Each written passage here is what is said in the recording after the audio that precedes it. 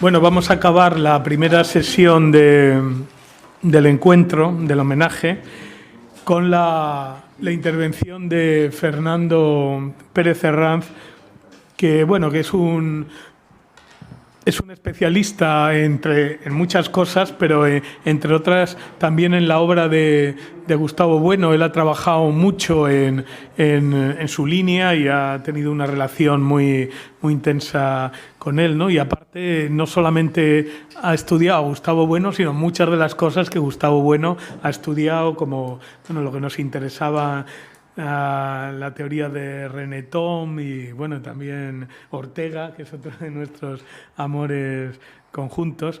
Y él ha sido profesor de la Universidad de Alicante, ha organizado muchos congresos, hubo uno sobre la filosofía en Europa muy interesante, y es uno de los impulsores también del proyecto Icasia, ¿no? de la revista y la publicar, el colgar en la red algunos textos. Bueno, pues nada, yo le agradezco que esté aquí y le cedo la palabra.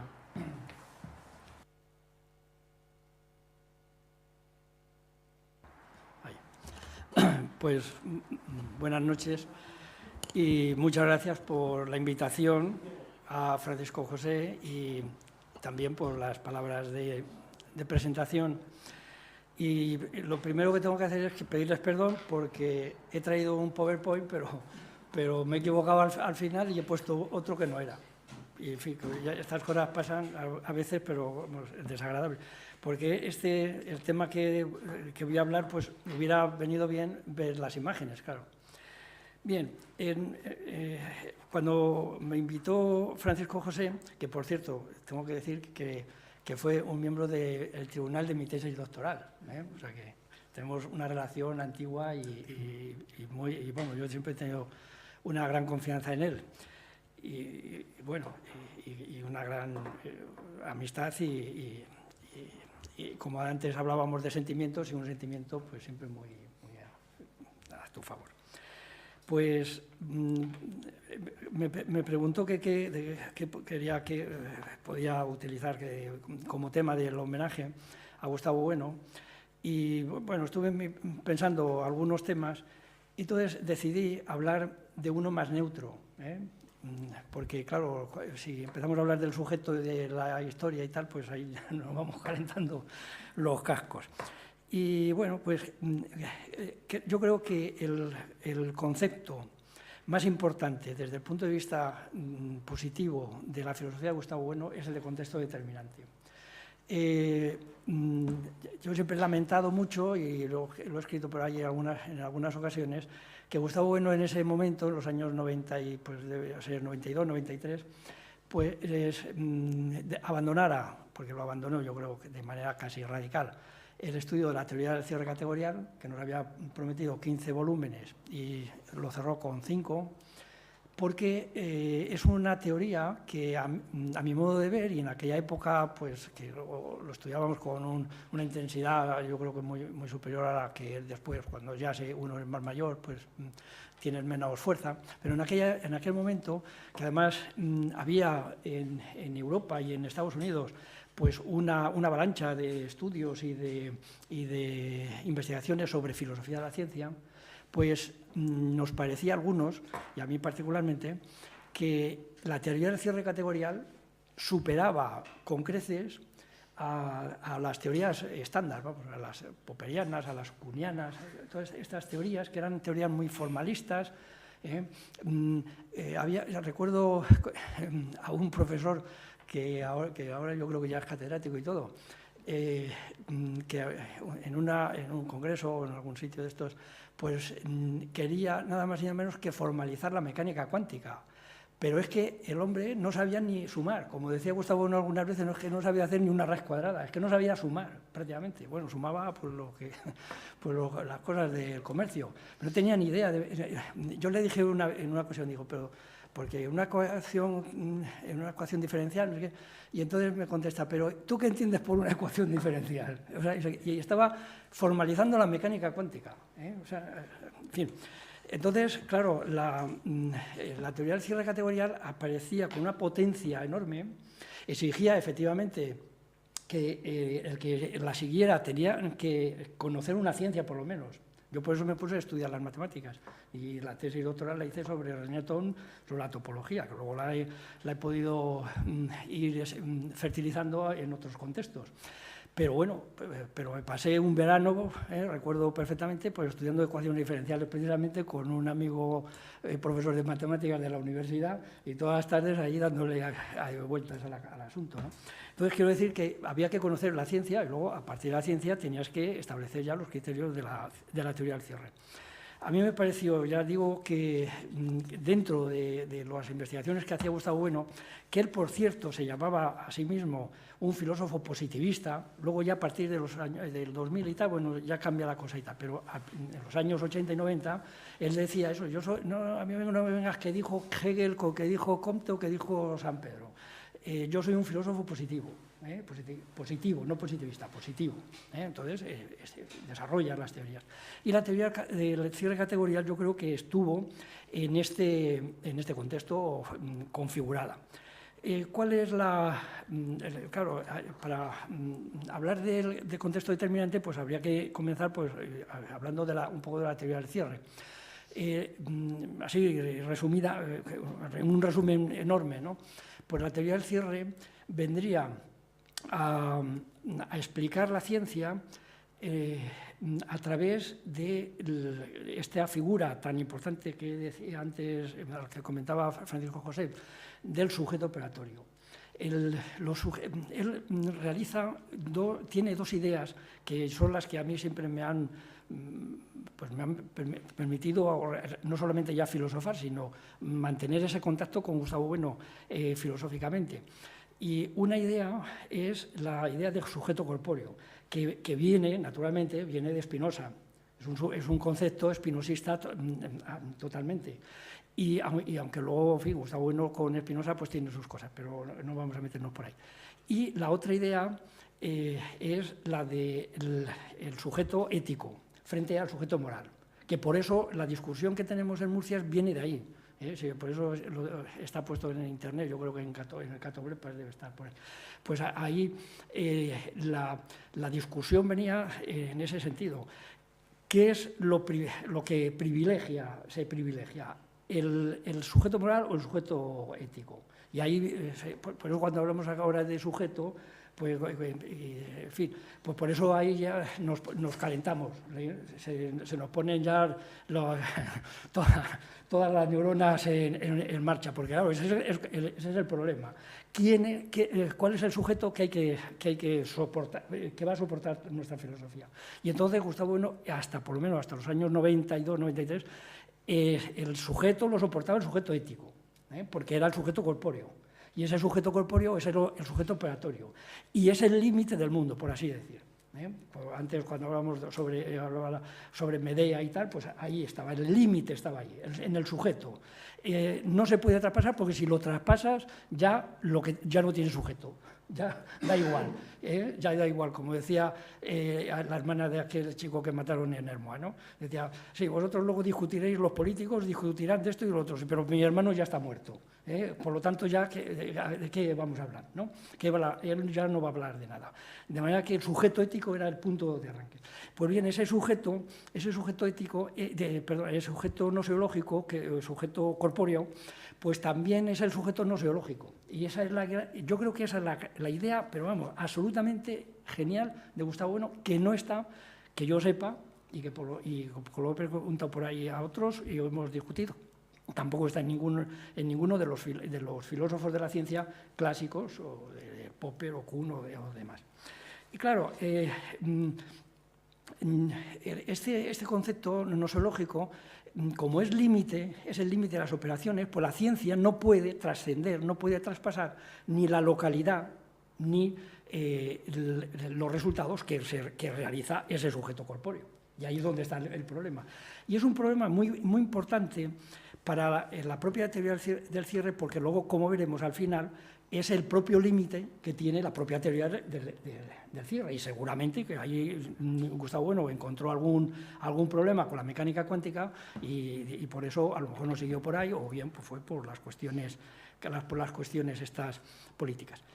Entonces, en el subtítulo de la conferencia era entre el realismo y el nominalismo noseológico.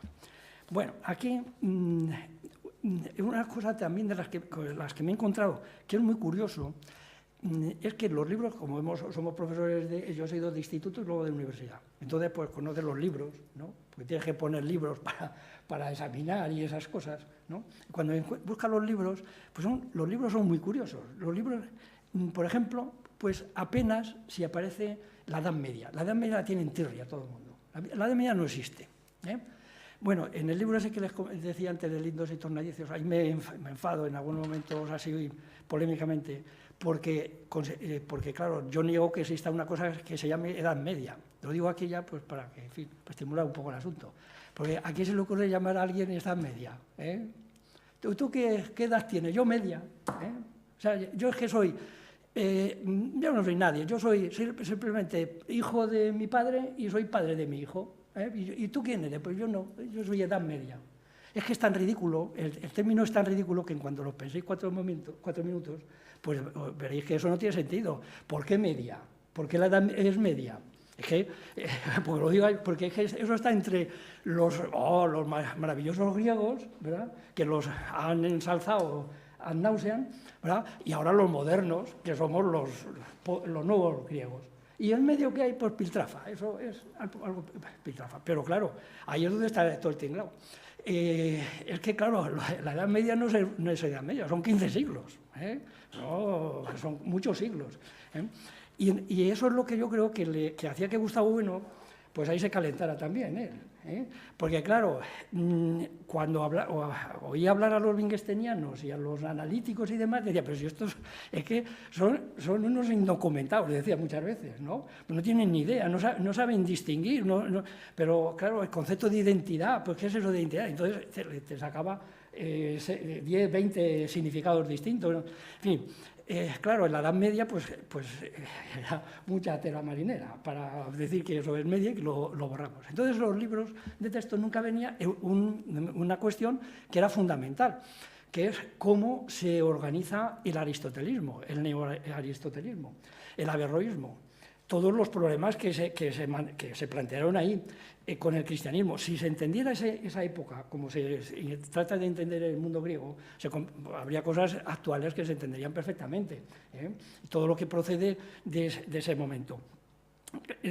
Para resumir rápidamente, pues ahí se plantea una cuestión que Gustavo Bueno, que no citaba las fuentes, eso era el problema de Gustavo Bueno, es que te soltaba la teoría pero no te decía las fuentes, pero claro, tampoco él se lo inventaba, ¿eh?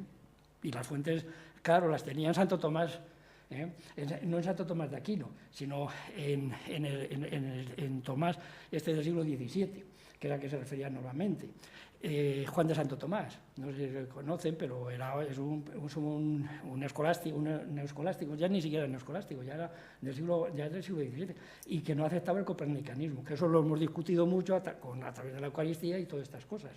Entonces, él, claro, estaba muy formado en lo que llamamos de la escolástica, pero en el sentido peyorativo de los humanistas.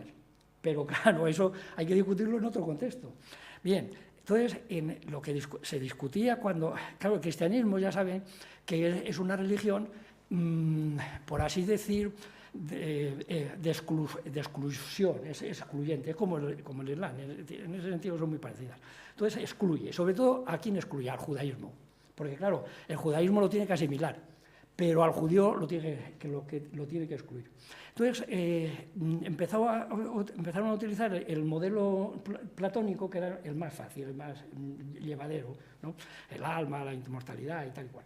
Pero claro, cuando se metió a través de España, precisamente, de Hispania, pues yo eso lo llamo Hispania, porque España todavía no existía, a esa Hispania, por aquí vino pues todo el mundo semita, y que trajo pues, los árabes y los judíos, como un poco como los que hacían la función de osmosis, iban introduciendo todos los libros, que eran los libros que escandalizaban a los europeos, entre comillas, es decir, los francos, los britanos, los germanos, ¿verdad?, que querían hacer una religión pura.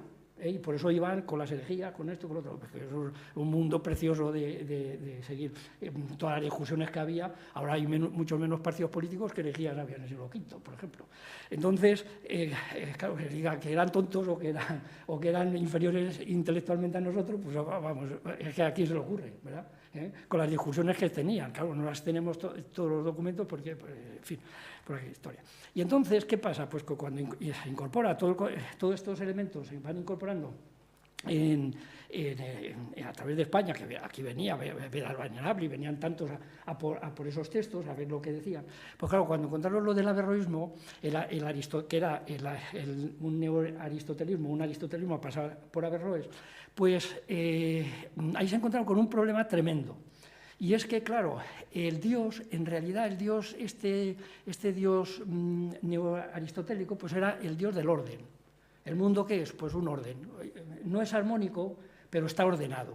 Un poco la tesis de Gómez Pin de Aristóteles del orden y el orden, pues eso, era ver en gran medida es ver ese Aristóteles. Un Aristóteles que explica el mundo, que está bien ordenado, que todo tiene sentido y tal. Pero claro, ese Dios chocaba con el Dios nominalista, el Dios cristiano. Y el Dios cristiano, para destruir de alguna forma el Dios averroísta, el Dios aristotélico, pues entonces, utilizando un concepto de Pedro Damián, que luego utiliza Santo Tomás, pero en un sentido muy moderado, lo que hace Ockham, y Escoto y luego Ockham, pues lo que hacen es separar absolutamente la potencia absoluta, la potencia Dei absoluta, la separa totalmente de la potencia Dei ordinata. Y claro, ahí es donde viene la cuestión. Dios ha creado el mundo, pero no sabemos ni por qué no, ni lo que ahora aquí es bueno, había dicho que era malo, en fin. Ese Dios era totalmente inconocible y por tanto no podíamos saber qué orden había puesto. ¿Qué ocurre? Pues que el mundo se queda ahora sin organización, sin un soporte. Y ahí es donde empiezan los franciscanos, fundamentalmente, que son los nominalistas, empiezan a utilizar un concepto de ciencia muy distinto. ¿La ciencia qué es? Pues es simplemente que lancemos hipótesis, porque como no podemos conocer el orden realmente con el que ha creado Dios el mundo, pues entonces lanzamos hipótesis y luego la verificamos. Y si sale con barba, San José, y si no, la Virgen María. Ya está. ¿Para cuánto sirve esa verdad? Pues hasta que venga otra hipótesis, venga otra verificación y así sucesivamente. Entonces, esa forma, esa estructura es lo que en gran medida permite el desarrollo de la ciencia. Porque antes la ciencia estaba limitada a ese orden y al sentido. Todo lo que no tuviera sentido, pues se rechazaba. Pues iban rechazando muchas hipótesis que ya se habían utilizado desde Aristarco y tal, ya se decía, pero no se podían admitir porque entonces se destruía todo el orden. Y aquí comienza la cuestión. Entonces lanzamos ideas, hipótesis, ¿verdad? Y luego pues verificamos, a ver que si sale bien, y si no sale, pues está. Y así comienza, y así empieza ya en el siglo XV, XIV, XV y XVI, y luego llega hasta Galileo, que es el que lo formaliza ya de una manera más exacta. Pero claro, el nominalismo, que podía ser un nominalismo atomista, que es el más normal, ¿no? el de Hume, ¿no? Pero también había un nominalismo holista, que era el que defendía el propio Ockham, ¿no? No había, las partes se disolvían en la continuidad. Bien, entonces, en esa discusión, pues seguíamos, o sea, la filosofía de la ciencia moderna, incluso contemporánea, pues seguía con este modelo. Entonces nosotros lanzamos hipótesis y era el método hipotético verificacional o experimental que lo estudiaban nuestros alumnos, ¿o no? No son profesores aquí muchos, pues eso venía en los libros, incluso en Simploqué venía así, de manera muy así sutil, pero venía. Entonces el método de la ciencia es hipotético experimental. Pues bien, yo creo que la idea genial de Gustavo Bueno es sí, otro inciso, porque a lo mejor también puede ser interesante. Gustavo Bueno había estudiado efectivamente la escolástica, como decía, la neoescolástica, pero otra cosa que tampoco se estudia en ningún sitio en España es esa neoescolástica. No se estudia Suárez, por ejemplo. Porque, claro, Suárez se le consideraba pues, que debía ser un reaccionario, entonces, a ver, lo que se podía pensar alguien que era Suárez. Claro, Suárez, como tú has dicho antes, pues estaba fertilizando a toda la filosofía alemana, que sale toda de Suárez, a través de Leibniz, y luego Wolff, y luego ya Kant, y tal. Pero todo sale de Suárez. Y Suárez, en una ocasión me puse a hacer un ejercicio de este tipo, de esto que dice, bueno, a ver qué sale. Y empecé a decir, a ver, las veces que citaba a Santo Tomás y las veces que citaba a Escoto. Se pueden hacerlo, es un ejercicio para los alumnos. Y claro, empecé, pero me cansé, porque claro, como era aburridísimo, porque continuamente va citando al uno y al otro, al uno y al otro. Es decir, que Suárez, lo digo para que se entienda desde esta perspectiva, porque cuando se dice Gustavo Bueno sí era escolástico, Santo Tomás, no. Santo Tomás y Escoto, y Ockham también, porque le gustaba ese holismo, un poco ese nominalismo lista, le gustaba mucho a Gustavo Bueno, porque había ahí un elemento que en aquella época pues, comunista o socialista. De manera que, entonces, lo que hace Gustavo Bueno, como digo, en esta discusión de la época, es que en medio, ¿verdad?, del nominalismo, de las hipótesis brutales, o de Santo Tomás, que todavía es aristotélico y todavía pues, piensa en ese mundo ordenado, aunque ya había introducido algunos elementos que podían ser escotistas de alguna manera, pues lo que tiene la intuición, que yo creo que la toma precisamente en la metafísica presocrática, sobre los principia media, que también te has referido tú antes. Los principia media es donde estaba la clave. Para que esas hipótesis no sean simplemente pues, alucinaciones o elementos gratuitos completamente, lo que tú tienes que hacer, diría Gustavo Bueno, nos diría, lo que tenemos que hacer cuando empecemos a entender la ciencia es buscar un modelo local que pueda ser utilizado manualmente, que podamos realizar operaciones, porque no podemos hacer otra cosa. ¿Qué vamos a hacer? Imaginarnos cosas. ¿Y eso qué es? Entonces, vamos a construirlo ahí.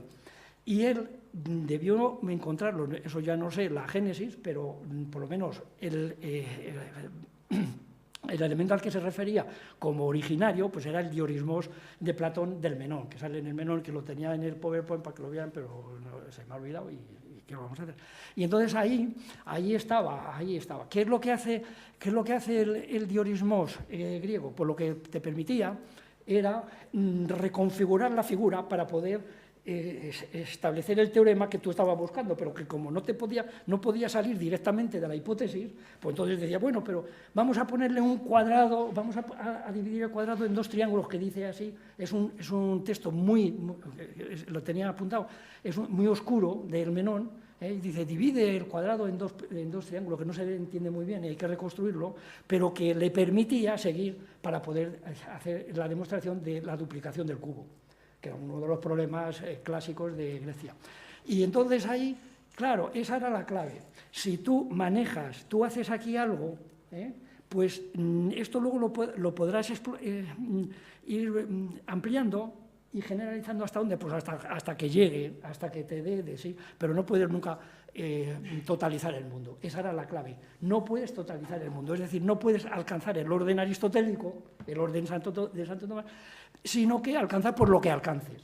Y normalmente, como es potente ese sistema, pues lo que ocurrirá es que los límites chocará con otro contexto determinante que explique otras situaciones en química o en física o en matemáticas, donde sea, y entonces vamos a ir haciendo esa labor, ¿verdad?, que será pues cada ciencia que la haga por su parte, pero que nunca Nunca tenemos la esperanza ni de totalizar todo, ni que sea armónico. Un ejemplo que poníamos clásico era el de la bomba atómica. La bomba atómica, para verificarla, cuando la lanzaron por primera vez, según cuentan por lo menos los libros, en el atolón Bikini, aquel famoso, pues ¿qué pasó? Pues que el atolón desapareció.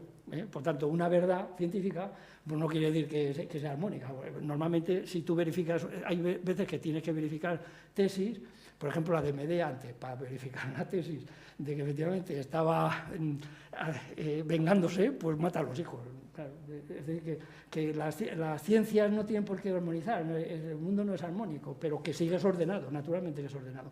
Y entonces los contextos determinantes pues nos permitían realizar esa operación y claro, y lo que teníamos que hacer, los que nos dedicábamos en ese momento a esta cuestión, pues ¿qué es lo que teníamos que hacer? Pues buscar contextos determinantes por todos lados. ¿Cuántos contextos? Y por eso decía antes que el contexto determinante está entre el realismo y el nominalismo, porque tiene una parte nominalista, claro, que es la de inventarte ese contexto determinante.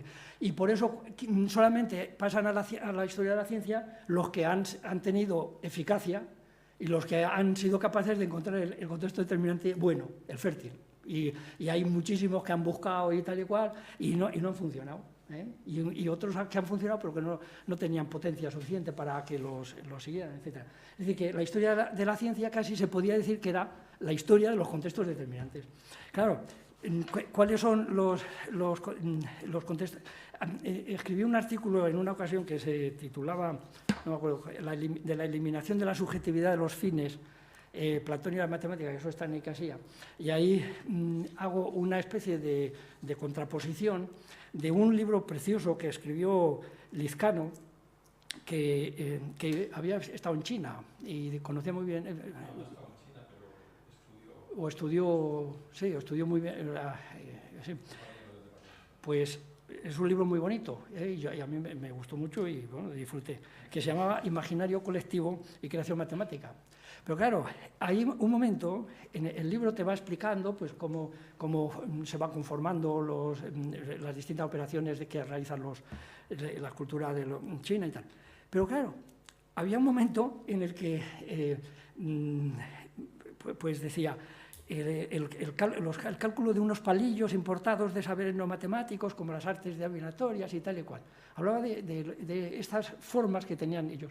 Pero ¿cuál era el problema que tenían los chinos? Precisamente para hacer una ciencia, para poder cerrar el campo, como diríamos nosotros. Pues le faltaban los contextos determinantes, porque con los palillos y con la adivinación y tal, no se podía cerrar el campo.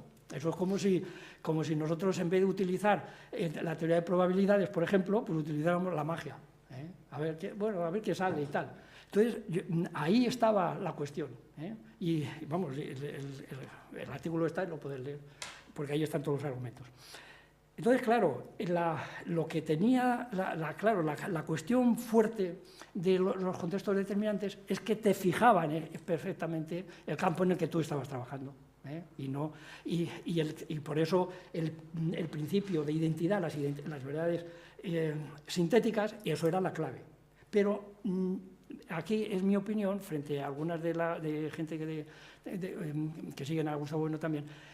Para mí, el concepto de identidad, de verdad sintética, no es la clave de la teoría del cierre categorial, es el contexto determinante, porque se comienza por esquemas de identidad, no por identidades, sino esquemas de identidad, porque claro, tú cuando empiezas a hacer, ahora les comentaré alguno más, lo teníais más bonito, que luego hemos desarrollado, porque tú comienzas con esos esquemas de identidad, los vas relacionando, los esquemas de identidad, y luego esos dos o tres esquemas de identidad son los que te dan el contexto determinante, y luego a partir del contexto determinante puedes construir pues prácticamente esa parte de la física que esté basada en ello.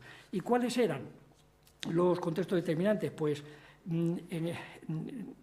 que el propio Gustavo Bueno haya obtenido son pues más o menos estos, no sé si habrá alguno más, pero de los 5 volúmenes yo saqué los triángulos, los cuadrados y las circunferencias, y las figuras prácticamente que consideró Ramon Llull, el plano inclinado, la balanza y el pirómetro óptico. Luego, ciertos dispositivos mundanos como la mesa de billar, el juego de dados, sobre todo en el Pascal y en la teoría del probabilismo, el principio de inercia y los 3 principios de Newton, los 3 principios de la física de Newton. Luego, el recinto vacío, el cuerpo negro, espectrómetros, tubos de vacío, cuerpo negro, ya lo he dicho, los conos. El cono ese lo utilizo yo para la teoría de las catástrofes de René Thom, la campana de Lavoisier y algunos más. Entonces, bueno, hubiéramos podido comenzar con el triángulo en Tales de Mileto, pues traía aquí unos dibujos yo creo que muy intuitivos. Efectivamente, yo creo que el triángulo, porque aquí estuvimos en algún momento discutiendo si era el círculo o el triángulo, pero yo creo que es el triángulo el que se utilizó Tales como el contexto determinante, porque a partir del triángulo se van formando todas las relaciones de los teoremas de proporcionalidad. A partir es del triángulo, aunque el triángulo está inscrito en el círculo. Y luego, pues a partir de la sombra, pues puede calcular la altura de la pirámide, claro, que ya la altura de la pirámide no se puede medir, la tienes que calcular, es un cálculo exclusivamente, etcétera. Luego utilicé el círculo en los elementos de Euclides, que eso lo tengo también publicado en otro lugar, en un libro de González Recio, que lo editó, y ahí está, no me acuerdo cómo se llama el artículo ahora, era de Samos a... Y ahí planteo precisamente cómo Euclides utiliza el círculo, y a partir del círculo y de la regla y compás pues, se va generando prácticamente toda la obra. Uno de los que más me gustan citar es el gnomón. El gnomón es un artilugio precioso, a lo mejor lo venden aquí porque está en color. El gnomón es un palo, prácticamente, es un palito y ya está. Y sin embargo, a través del palito y las sombras del sol, pues puede formar nada más y nada menos que todo el cosmos. Tienes un modelo del cosmos a partir del gnomón. Esto, claro, te deja patidifuso. Simplemente a partir del palito y las sombras, pues van midiendo todas las sombras que se producen. Claro, las puedes puedes progresar los rayos hasta donde se considere oportuno, hasta el sol donde sea, y va formando los ángulos y entonces pues va formando el círculo que efectivamente luego pues casi coincidía con la realidad, ¿no? En fin, este es verdaderamente impresionante, lo del gnomón. Y por eso en alguna ocasión, en estas discusiones de escuela, que parece como si fuera la obra de Gustavo Bueno, fuera propietaria de alguno por ahí, pues digo, bueno, pues si no queréis que lo llame así, pues lo llamo de otra manera. Entonces, por eso me gustaba llamarlo, en alguna ocasión lo he llamado contexto gnómico, contexto por homenaje, digámoslo, al gnomón. Y así hemos ido siguiendo muchos. El último que he tratado de construir, esto no está publicado, pero se publicará para el próximo año, que ya está en prensa, es el contexto de modelización a partir de los triángulos de la triangulización que se utilizó para conocer la longitud de la Tierra, como un proceso de triangulización. Se llama, algunas veces lo llaman geometrización de la Tierra y tal. Y esto, en este proyecto, pues participaron, como saben, dos españoles, aquí ya sí que es español, porque estamos ya en el siglo XVIII, que fueron Jorge Juan y Antonio de Ulloa. Los dos participaron de aquel programa que inició la Academia de Ciencias en París para medir, como saben, el grado de la Tierra. Entonces había que medir la longitud y la latitud. La latitud es fácil, pero la longitud es muy complicada. Ahora eso parece un juego de niños, porque ahora cualquiera que lleve en su coche o en el móvil el GPS y tal, pues sabe cuál es la longitud y la latitud, pero entonces no se sabía y era dificilísimo. Hace poco, en una película que he visto, en una serie de estas, es muy curioso, sobre América, no sé si se titula Americans, una cosa así, sobre el descubrimiento de América y algo de esto. Y entonces es muy curioso, cuando salen las naves de palos, pues entonces hay un marinero que va lanzando una soga. No sé si se fijan en este detalle, es muy curioso porque está muy bien realizado. Pues efectivamente lo que hacían era lanzar la soga, pues para saber, en fin, era ilusorio, pero bueno, trataban de hacerlo así para saber el punto del que partían y poder ir midiendo el tiempo, porque el tiempo lo medían a través de la longitud. Entonces, para poder conocer el tiempo de partida del punto de salida de origen. Y, en fin, o sea que claro, tenían que utilizar unos artilugios verdaderamente pues, rudimentarios. Pues entonces esto lo hacen como saben, en el Ecuador, porque como era tierras de la corona de España, pues entonces, y los Borbones estaban, en fin, a partir de un piñón, se supone, pues les permitieron que fueran allí, pero con la condición de que fueran algunos españoles. Entonces, eligieron a Jorge Juan y a Antonio de Ulloa, y allí midieron justamente la triangulación, hicieron una triangulación. Y bueno, aquí también no se ve porque es un poco pequeño cómo lo fueron haciendo.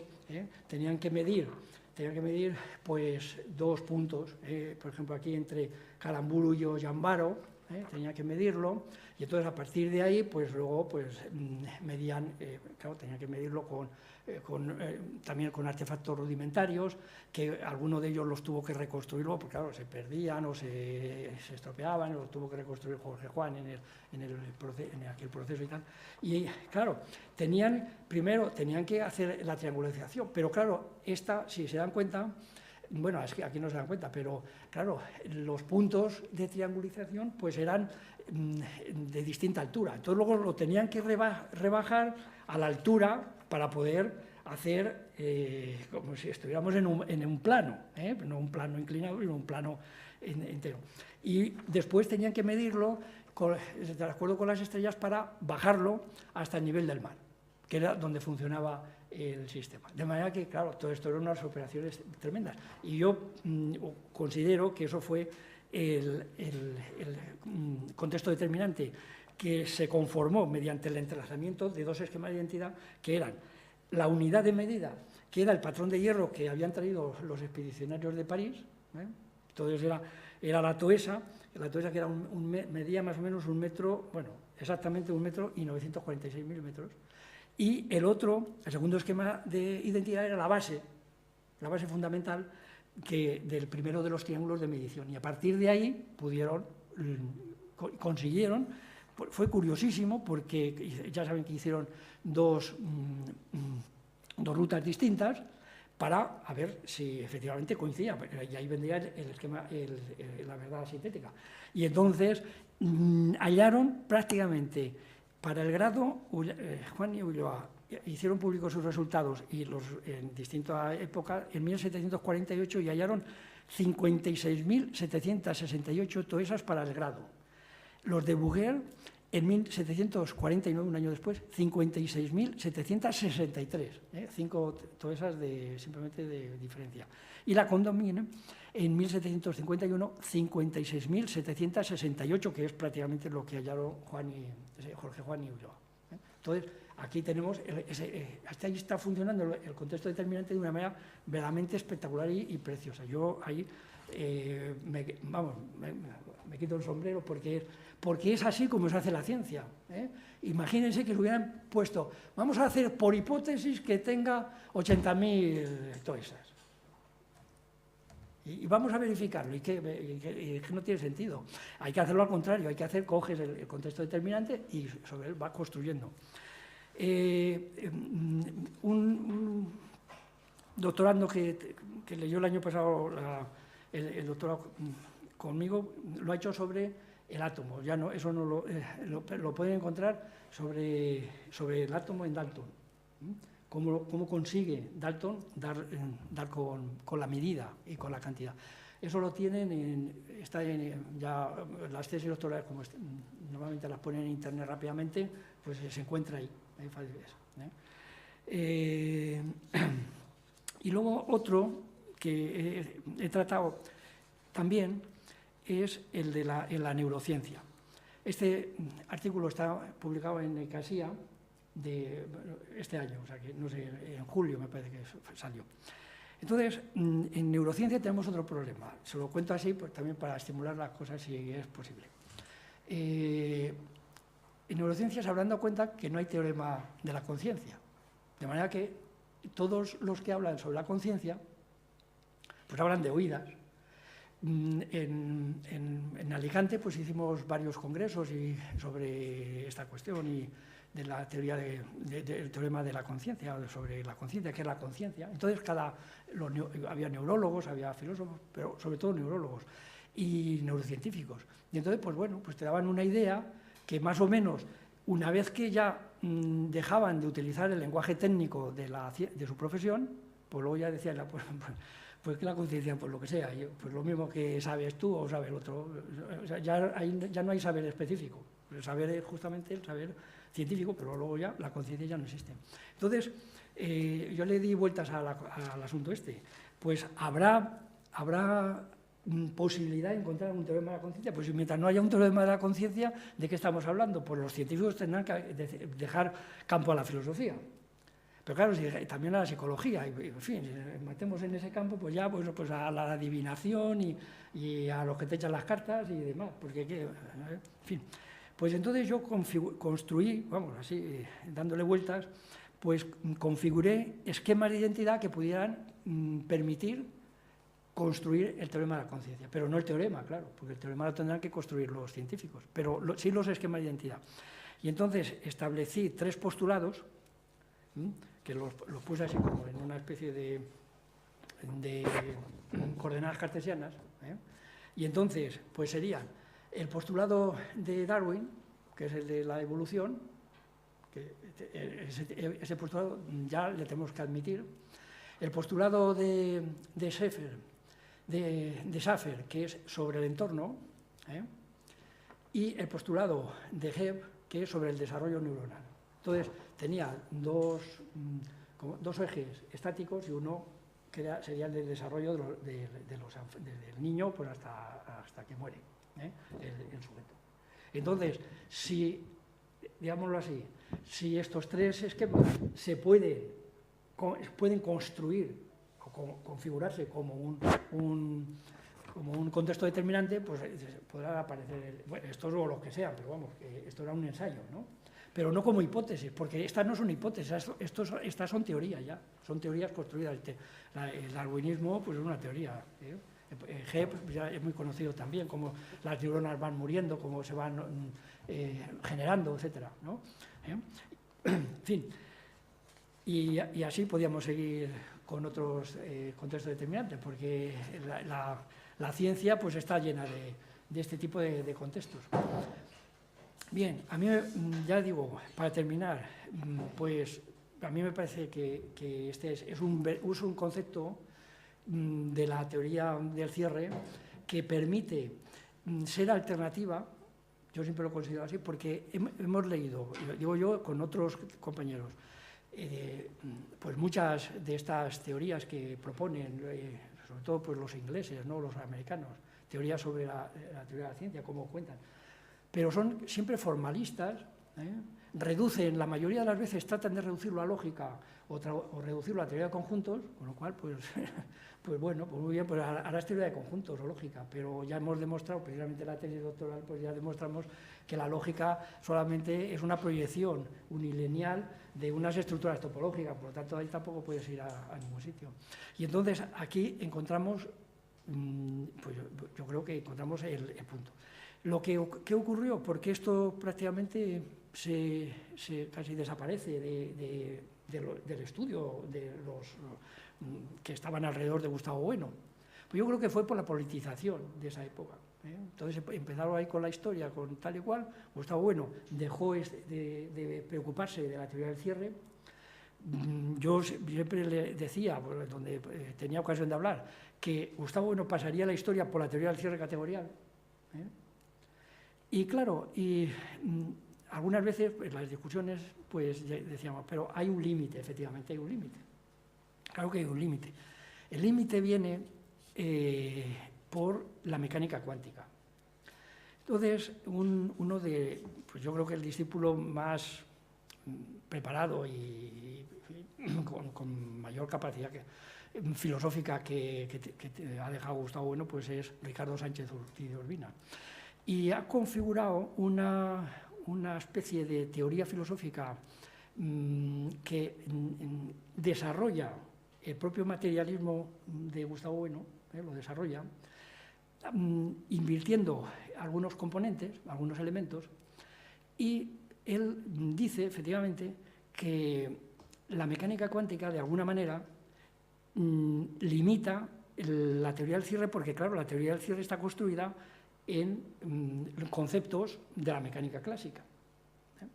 Porque, claro, si el sujeto es operatorio, pues cuando se lleva las fórmulas de la física, se llevan ya, sobre todo en mecánica cuántica, pues cuando se lleva ya que la constante de Planck tiende a cero, pues se puede trabajar. Pero claro, cuando la constante de Planck empieza a desplegarse, por así decir, pues claro, ahí ya la mecánica clásica ya no funciona, porque empiezan a aparecer todos los elementos de simultaneidad, etc. Entonces parece que ahí es donde falla, donde quedaría limitada la teoría del cierre categorial. Bueno, yo, sin haberlo desarrollado esto, porque pues uno no tiene tiempo para todo, y sobre todo metiéndose en el lío de esto que les decía antes, de la historia de España y con todo este tinglado de los lindos y tornadizos, ¿verdad? Pues ya ahí he tenido que estar mucho tiempo y a esto lo he abandonado de alguna manera. Pero, vamos, lo tengo todavía en la cabeza porque me parece que ahí es donde está en la cuestión. Yo creo que si cogemos una de las referencias que hace Sánchez Ortiz de Urbina, que son los caminos de Feynman, yo creo que los caminos de Feynman precisamente no elimina la teoría del cierre, no elimina totalmente la teoría del cierre, porque permite ahí, creo, una salida, porque esos caminos de Feynman están configurados, porque no podía ser de otra manera, tienen que estar configurados a nivel de operatorio, porque si no, tiene que haber ahí un operador, que luego es el operador la simultaneidad, no sé qué, pero tiene que estar ahí. Y yo creo que justamente ahí es donde está la clave, porque como dice Sánchez de Urbina, en realidad pensar es justamente elegir el camino bueno, de todos los caminos posibles de Feynman, pues uno de ellos. Y ese, claro, ese ya no es lógico, no es un camino lógico, porque es un camino que incorpora simultáneamente todos los caminos posibles de ese fenómeno, pero es un fenómeno local. De manera que yo creo que si eso lo estudiamos con paciencia, y ya pues esto lo tendrán que hacer los que siguen a Gustavo Bueno y a su filosofía, sobre todo en teoría de la ciencia, yo creo que ahí sí que hay esa posibilidad, la posibilidad de que sea eficaz la teoría del cierre y la de los contextos determinantes. Es decir, que no es un concepto que esté eliminado por la mecánica cuántica, sino que puede fertilizar también la mecánica cuántica. De manera que, bueno, pues esto ha sido mi homenaje a Gustavo Bueno, que efectivamente, pues, yo, como muchos de nosotros, nos hemos criado conceptualmente a su lado, nos ha enseñado, porque ha sido maestro, no solamente ha sido un profesor de filosofía que he pasado por allí, sino que ha sido un maestro que nos ha formado moralmente también y éticamente, y entonces pues eso no es de buen nacido ser agradecido, yo solo agradeceré enormemente. Y ya está.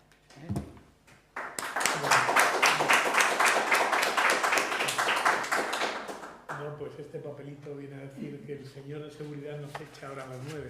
Entonces, lo único que decir, yo también estoy de acuerdo que las aportaciones fundamentales de Gustavo van por ahí y que por ahí es donde habría que desarrollar. Porque, hombre, sin despreciar nada, pero claro, que esto, hablar sobre la cuestión de la unidad de España y todo eso está al alcance de muchos, pero seguir los caminos de Feynman pues es más complejo, ¿no? Entonces yo creo que quizá por ahí habría que seguir, ¿no? ¿Puedo decir algo muy sí, corto respecto sí. a esto? Es que me parece que España frente a Europa no es un libro de política en ese sentido, sino que es un libro, como he dicho, de historia universal. Y esto es importante para la teoría del sujeto, porque una de las cosas que no acepta Ortiz Urbina es el ego trascendental, que es el último libro de Gustavo Bueno, se llama así, el ego trascendental. Y más o menos lo que viene a decir es que para conocer el mundo, o sea, el sujeto operatorio que opera con el mundo, que intenta totalizar el mundo, siempre lo hace desde una parte. Con lo cual, en ese sentido, no hay un quiebro entre un primer bueno y un segundo bueno,